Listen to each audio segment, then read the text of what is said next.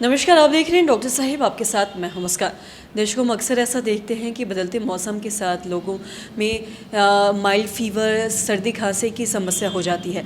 आज हम इसी पे खास बातचीत करेंगे और ये जानेंगे कि कई बार ऐसा देखते हैं कि अगर सर्दी खांसी या फीवर हो जाए तो लोग डॉक्टर को बिना कंसल्ट किए जो कोई भी दवाई खरीद लेते हैं और खा लेते हैं।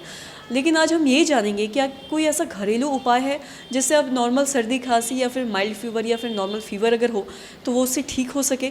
इसी पे खास बातचीत करने के लिए आज हमारे साथ मौजूद हैं डॉक्टर खालिद हुसैन। आपको बता दें कि बिहार के जाने माने फिजिशियन हैं और साथ ही साथ ये इंटरनल मेडिसिन और डायबिटोलॉजिस्ट है। सर नमस्कार, बहुत बहुत स्वागत है आपका। थैंक्स। सर मैं आपसे जानना चाहूँगी, जब भी हम देखते हैं मौसम में चेंजेस आते हैं तो अक्सर लोगों को सर्दी खांसी या माइल्ड फीवर अक्सर होता है हर बार। तो कई बार ऐसा देखते हैं कि लोग बिना डॉक्टर को कंसल्ट किए या तो कोई भी दवाई खा लेते हैं या फिर कुछ भी अपने मन से जो खाते आए हैं वो खाते हैं। मैं आपसे जानना चाहूँगी, अगर ऐसा कुछ होता है तो क्या कोई बिना दवाई खाए कोई ऐसा घरेलू उपाय है जिससे ठीक हो सके सर्दी खांसी या फिर माइल्ड फीवर? देखिए, अगर फीवर है तो डिपेंड करता कितना दिन है। अगर शॉर्ट ड्यूरेशन का है, 2-3 दिन का है, तो हम लोग वेट करते हैं, देखते हैं, सिम्टोमेटिक ट्रीटमेंट देते हैं। पैरासीटामॉल जो है सबसे कॉमनेस्ट ड्रग है जो कि दी जाती to bring down the fever. और उसके साथ कफ है तो हम लोग लेमन और हनी को जो है हम लोग कहते हैं कि टेपिड वाटर में मिक्स करके वो पिएं, इससे बहुत फ़ायदा होता है। और स्टीम इनहेलेशन करें।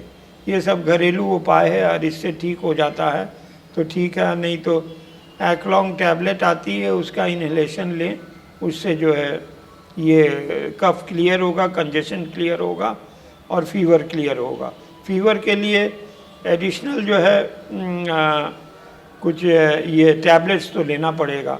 और अगर नहीं कम हो रहा है 3-4-5 दिन ट्रीटमेंट के बाद तो इन्वेस्टिगेशन करना होगा। बहुत सारा कॉजेज़ है इन्वेस्टिगेशन का। देयर आर सेवरल कॉजेज़ जिस पर आदमी पिन पॉइंट कर सकता है डायग्नोसिस की। हो सकता है किसी वजह से फीवर हो, जैसे टाइफॉइड है, मलेरियल पैरासाइट्स है, या डेंगू है, या सो मेनी अदर फीवर्स जो कि रहता है, बट मोस्ट कॉमन यही 3 है। और उसके बाद से अगर वो है तो उसका ट्रीटमेंट करना होगा। मगर फीवर को इमीडिएटली एंटीबायोटिक्स नहीं देना चाहिए। Many people think the antibiotics first day से शुरू हो जाए, वो सही नहीं है। They should wait for the fever to come down, और अगर नहीं होता है तब डिसाइड करना है, क्योंकि फेरेंजाइटिस, थ्रोट में इन्फ्लेमेशन, उसके वजह से फीवर बहुत कॉमन है।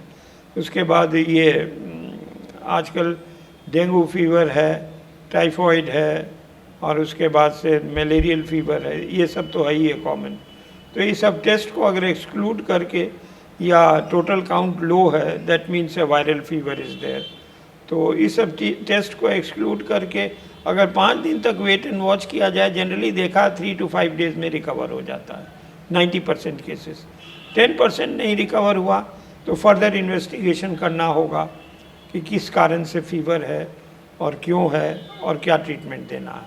और इन द मीन टाइम उसको, पेशेंट को कहना चाहिए, अगर कफ कोल्ड है, नेज़ल डिस्चार्ज है, कि स्टीम इनहेलेशन ले, और उसके बाद से लेमन एंड हनी, ये दोनों को टेबिट वाटर में मिक्स करके उसको लेना चाहिए, and drink it morning and evening, इससे फ़ायदा होगा।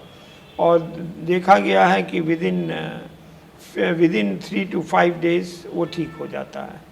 तो अनलेस अ कॉम्प्लिकेटेड फीवर है देन इट्स अनदर थिंग, मगर नॉर्मल फीवर में 3 to 5 डेज में वो ठीक हो जाता है। और उसको हाइड्रेशन बहुत ज़रूरी है, उसको पानी खूब पीना चाहिए। पानी जितना पिएगा उतना अच्छा है, क्योंकि बहुत सारा कारण है, यूटीआई भी कारण है फीवर का। तो पानी पिए, हाइड्रेशन करे, रेस्ट ले, और सेमी लिक्विड डाइट ले तो दैट विल बी बेटर, या तो नॉर्मल डाइट अगर ठीक है तो वो भी ले सकता। तो ये सब वजह है। और होम रेमेडीज़ में यही है, lemon, Honey, tepid water, steam inhalation, ये सब जो है उसका ये है।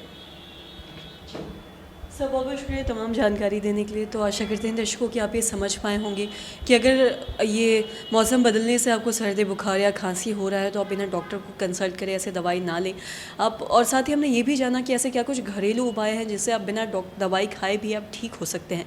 कि वो कहते हैं ना सर कि जल्दी से कोई भी चीज़ का हमें दवाई नहीं खाना चाहिए, कहीं ना कहीं हमारे साइड इफ़ेक्ट्स भी होते हैं दवाई के। तो कोशिश करें पहले वो चीज़ करें और उसके बाद अगर ठीक ना हो तो आप जाके डॉक्टर को कंसल्ट करके फिर ही दवाई खाएं। तो आशा करते हैं दर्शकों की जो तमाम जानकारी है आपके लिए लाभदायक रही। तो आज की इस वीडियो में इतना ही।